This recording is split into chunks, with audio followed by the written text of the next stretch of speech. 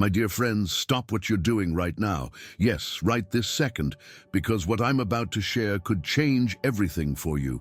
Picture this: the world as you know it plunged into silence. The internet, gone.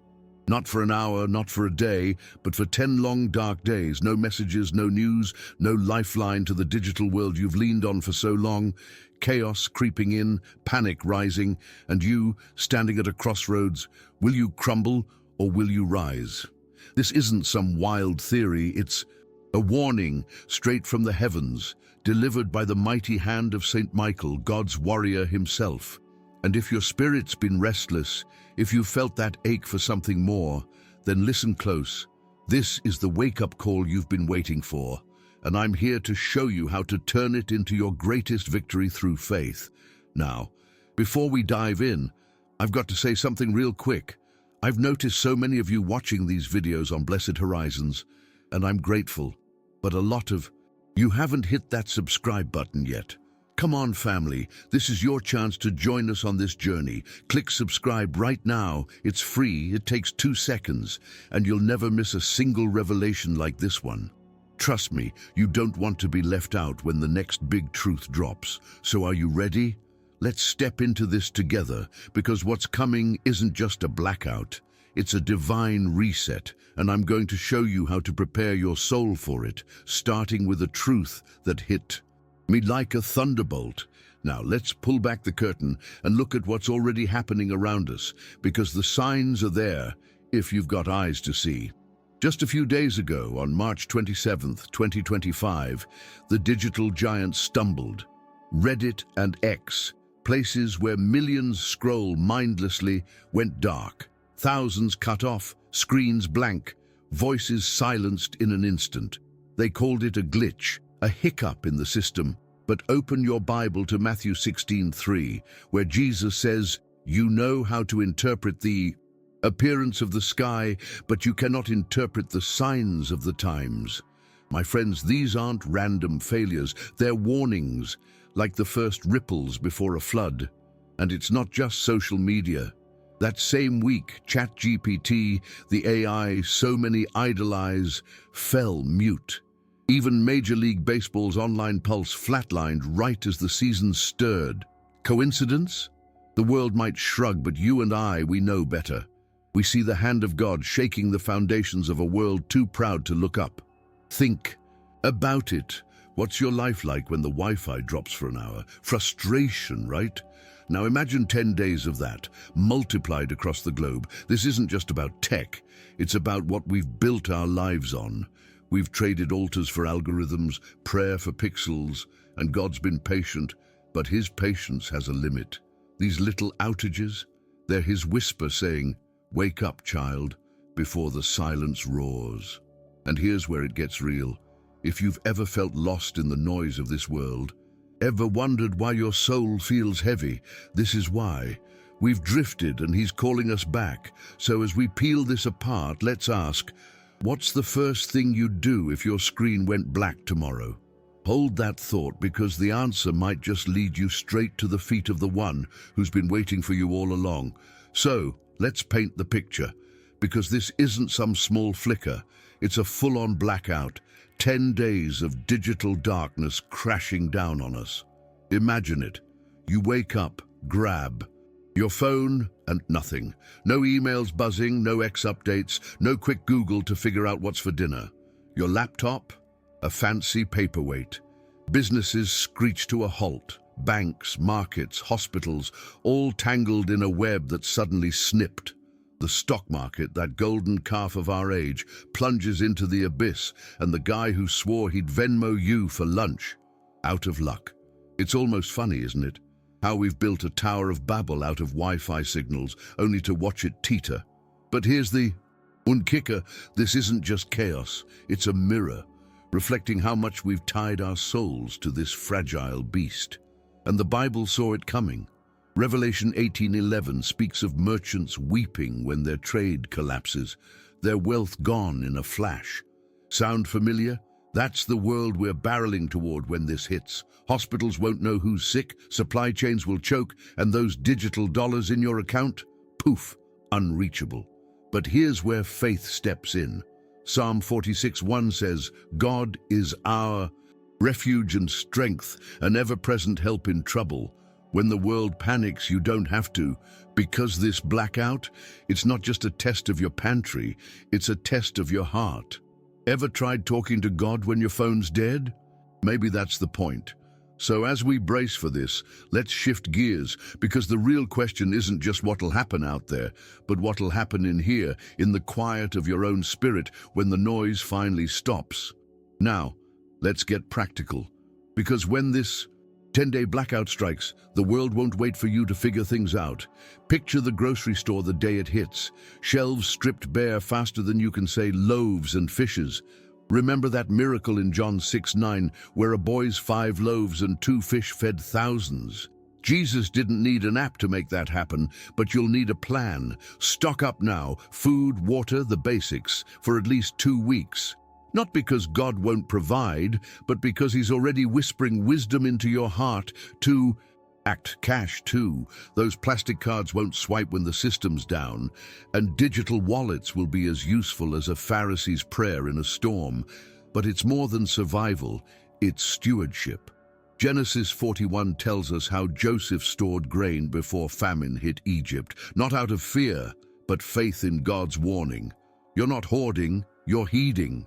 Get a battery-powered radio. Old school, I know, but when the internet's gone, it'll be your lifeline to the outside. And your loved ones? Make a plan now. Where? You'll meet, how you'll find each other if phones fail. Print those important papers too, because when the cloud crashes, paper's king again. This prep isn't just for your body, it's for your peace.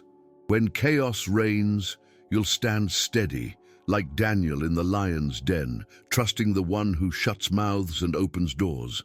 And speaking of trust, let's turn the page, because this blackout's got a deeper current running through it, one that'll pull you closer to God's heart if you let it.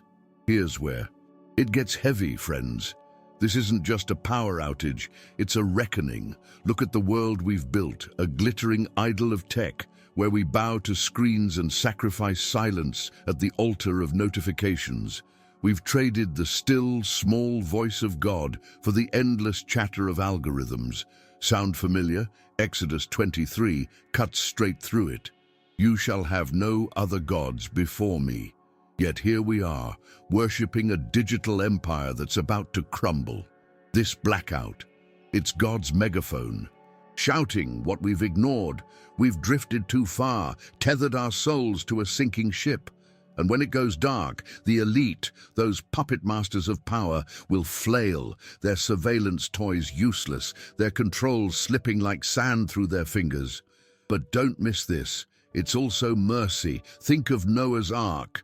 God didn't flood the earth without a heads up. He's giving us one now. When hospitals falter and governments scramble, maybe even tossing out curfews in the name of order, the faithful won't flinch. Why? Because we've got a lamp brighter than any server. Psalm 119:105. Your word is a lamp to my feet and a light to my path. Ever tried praying when the Wi-Fi's out? It's funny how clear God's voice gets when the static fades. This is your chance to reset, not just your router, but your soul.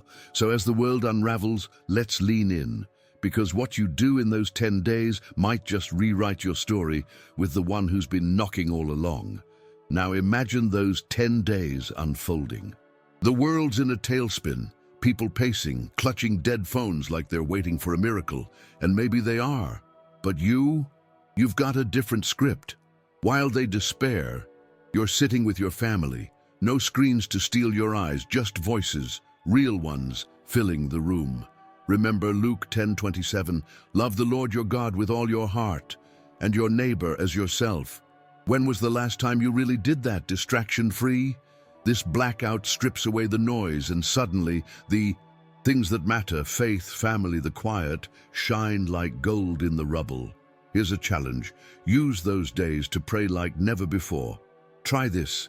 Kneel, open Psalm 23, and read it slow. The Lord is my shepherd, I shall not want. Let it sink in. No emails to check, no feeds to scroll, just you and him. Maybe you'll laugh at how hooked you were on that little glowing box, or maybe you'll cry, realizing how long it's been since you heard his whisper. Either way, it's holy ground. Families will reconnect. Neighbors might actually knock, and in that stillness, God's voice will echo louder than ever. So as we peel back this divine pause, let's ask, what's he been trying to say to you that the world's been drowning out? Hang on to that, because the answer's about to get even clearer. So, while the world's clutching at shadows during these 10 days, let's talk about the light you can carry. The unprepared will wail, "Why me?" But you'll know why. This isn't punishment, it's pruning. John 15:2 says, "He cuts off every branch in me that bears no fruit, while every branch that does bear fruit, he prunes so that it will be even more fruitful." God's trimming the excess, those digital vines choking your spirit so you can grow. Ever notice how a phone ping pulls you from prayer faster than lightning? This blackout's your chance to break free, to sit with him like Mary at Jesus' feet in Luke 10:39, soaking in what really feeds the soul. Here's a practical tip. Grab a notebook during those days. Write what God stirs in you, maybe a verse, a memory, a promise. No keyboard, just ink and quiet. It's old-fashioned, sure, but so was the manger, and look what came from that. When the internet's dead, you'll find life in the margins, where he's been waiting to speak. And don't be shocked if you feel lighter, like a burden's lifted. That's the fruit of stillness. So, as the world scrambles for signal bars, let's shift our gaze, because this isn't just about enduring, it's about emerging. Stronger, ready for whatever he's got brewing next. Now let's flip the script, because when the internet flickers back on after those 10 days, the world won't just cheer and move on. Oh no, they'll spin tales. "It was a cyber attack," they'll cry. "A glitch, a fluke?" But you'll see through the smoke this wasn't random, it was divine. Like the handwriting on the wall in Daniel 5, it's a message for those who can read it. The powers that be will scramble to patch their systems, to tighten their grip, but the cracks will show. And the masses, they'll dive back into their screens, blind to the warning, like the fools in Proverbs 1:7 who despise wisdom and instruction. But not you, you've tasted something deeper. Think about it. When Pharaoh ignored Moses' plagues, each one hit harder. This blackout's a first ripple. Ignore it, and what's next? Here's where you shine. Share what you've learned. Tell a friend, "Hey, those 10 days, God was in that." Plant a seed. Matthew 5:16 says, "Let your light shine before others, that they may see your good deeds and glorify your Father in heaven." Maybe they'll scoff, but maybe, just maybe, they'll wonder. And that wonder? It's the spark of faith. So as the world reboots, let's keep our eyes peeled, because this isn't the end of the story, but a doorway to something bigger God's whispering about. Here's the beauty in all this chaos. It's your proving ground. Those 10 days, they're a crucible, refining your faith like gold in the fire. 1 Peter 1:7 says, "These have come so that the proven genuineness of your faith, of greater worth than gold, may result in praise, glory, and honor when Jesus Christ is revealed." When the world's freaking out, you'll be the one standing firm, a lighthouse in the storm. Ever helped a neighbor when the power's out? Try it. Bring them a candle, a meal, a word of hope. That's Jesus in action, loving through you, like he fed the 5,000 with a kid's lunch. And prayer, oh, don't skip this. Set a time each day of the blackout, say sunrise, and pray bold, like Elijah on Mount Carmel in 1 Kings 18. Ask God to show you his heart, to steady your hands for what's ahead. You'll feel it, his peace cutting through the dark like a blade. People will notice too. "How are you so calm?" they'll ask. Smile and say, "I've got a shepherd." That's your witness, simple and true. So as we near the edge of this revelation, let's lean in, because what's coming after these 10 days might just hinge on how you walk through them.